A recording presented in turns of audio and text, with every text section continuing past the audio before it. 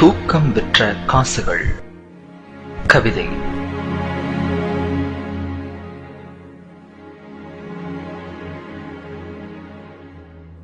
இருப்பவனுக்கோ வந்துவிட ஆசை, வந்தவனுக்கோ சென்றுவிட ஆசை. இதோ அயல் தேசத்து ஏழைகளின் கண்ணீர் அழைப்புதல். விசாரிப்புகளோடும் விசா அறிப்புகளோடும் வருகின்ற கடிதங்களை நினைத்து நினைத்து பரிதாபப்படத்தான் முடிகிறது. நாங்கள் பூசிக்கொள்ளும் வாசனை திரவியத்தில் வேண்டுமானால் வாசனைகள் இருக்கலாம், ஆனால் வாழ்க்கையில் தூக்கம் விற்ற காசில்தான் துக்கம் அளிக்கின்றோம். ஏக்கம் என்ற நிலையிலேயே இளமை கழிக்கின்றோம். எங்களின் நிலாக்கால நினைவுகளை எல்லாம் ஒரு விமான பயணத்தினூடே விற்றுவிட்டு கனவுகள் புதைந்துவிடும் என தெரிந்தே கடல் தாண்டி வந்திருக்கிறோம். மர உச்சியில் நின்று ஒரு தேன்கூட்டை கலைப்பவன் போல் வார விடுமுறையில்தான் பார்க்க முடிகிறது இயந்திரமில்லாத மனிதர்களை. அம்மாவின் ஸ்பரிசம் தொட்டு எழுந்த நாட்கள் கடந்து விட்டன. இங்கே அலாரத்தின் எரிச்சல் கேட்டு எழும் நாட்கள் கசந்து விட்டன. பழகிய வீதிகள், பழகிய நண்பர்கள், கல்லூரி நாட்கள் தினமும் ஒரு இரவு நேர கனவுக்குள் வந்து வந்து காணாமல் போய்விடுகிறது. நண்பர்களோடு ஆற்றில் விரால் பாய்ச்சல், மாட்டு வண்டி பயணம், நோன்பு நேரத்து கஞ்சி, தெல்கா, பம்பரம், சீட்டு, கோலி என சீசன் விளையாட்டுக்கள். ஒவ்வொரு ஞாயிற்றுக்கிழமையாய் எதிர்பார்த்து விளையாடி மகிழ்ந்த உள்ளூர் உலகக்கோப்பை கிரிக்கெட்.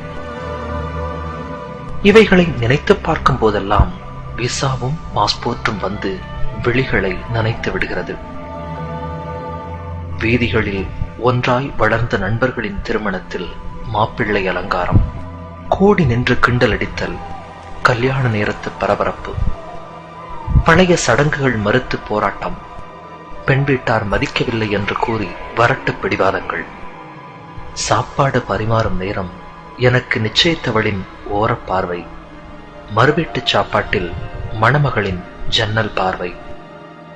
இவை எதுவுமே கிடைக்காமல் கண்டிப்பாய் வரவேண்டும் என்ற சம்பிரதாய அழைப்புதலுக்காக சங்கடத்தோடு ஒரு தொலைபேசி வாழ்த்தினூடே தொலைந்து விடுகிறது எங்களின் நீண்ட நட்பு.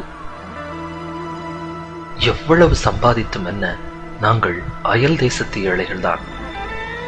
காற்றிலும் கடிதத்திலும் வருகின்ற சொந்தங்களின், நண்பர்களின் மரணச் செய்திக்கெல்லாம் அரபிக்கடல் மட்டும்தான் ஆறுதல் தருகிறது. ஆம், இதயம் தாண்டி பழகியவர்களெல்லாம் ஒரு கடலை தாண்டிய கண்ணீரிலேயே கரைந்து விடுகிறார்கள். இறுதி நாள் நம்பிக்கையில்தான் இதயம் சமாதானப்படுகிறது. இருப்பையும் இழப்பையும் கணக்கிட்டு பார்த்தால் எஞ்சி நிற்பது இழப்பு மட்டும்தான். பெற்ற குழந்தையின் முதல் ஸ்பரிசம், முதல் பேச்சு, முதல் பார்வை, முதல் கழிவு, இவற்றின் பாக்கியத்தை தினாரும் திருகமும் தந்துவிடுமா? கிள்ளச் சொல்லி குழந்தை அழும் சப்தத்தை தொலைபேசியில் கேட்கின்றோம். கிள்ளாமலேயே நாங்கள் தொலைவில் அழும் சப்தம் யாருக்கு கேட்குமோ? ஒவ்வொரு முறை ஊருக்கு வரும் பொழுதும் பெற்ற குழந்தையின் வித்தியாச பார்வை, நெருங்கியவர்களின் திடீர் மறைவு, இப்படி புதிய முகங்களின் எதிர்நோக்குதலையும் பழைய முகங்களின் மறைதலையும் கண்டு மீண்டும் அயல் தேசம் செல்ல மறுத்து அடம்பிடிக்கும் மனசிடம் தங்கையின் திருமணமும் தந்தையின் கடனும் பொருளாதாரமும் வந்து சமாதானம் சொல்லி அனுப்பிவிடுகிறது மீண்டும் அயல் தேசத்திற்கு.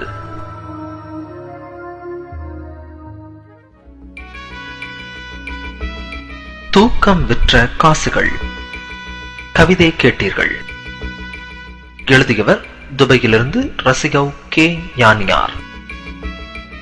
உங்களுக்கு அதை வாசித்தளித்தவர் சிங்கப்பூரிலிருந்து சதகத்துல்லா.